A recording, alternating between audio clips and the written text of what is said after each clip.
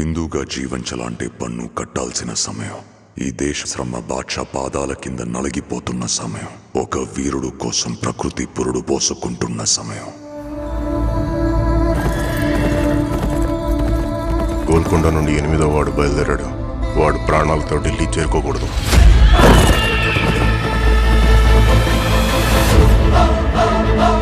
ఇది నేను రాసే చరిత్ర.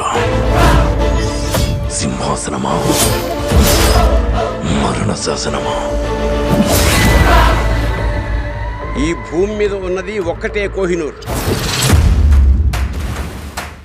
దాన్ని కొట్టి తీసుకురావడానికి తిరుగులేని రామబాణం కావాలి.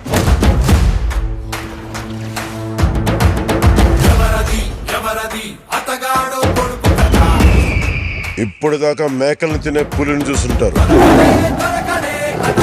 ఇప్పుడు పులుల్ని వేటాడే బెబ్బుల్ని చూస్తారు.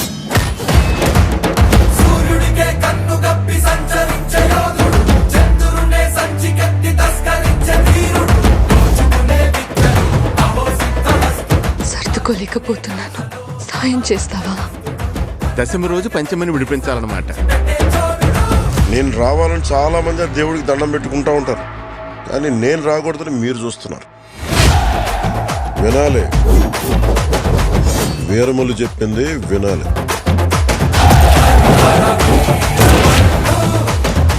నువ్వు మా వెర్రివిస్తున్న మావయ్యవు కదూ.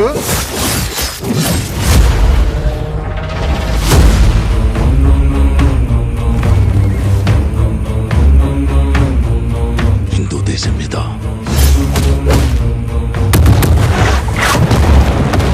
పవిత్రమైన మన జెండా గర్వంగా ఎగరాలి.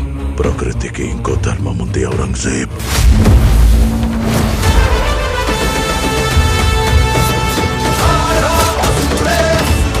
ఇది క్రూర మృగాలు తిరిగే చోటు.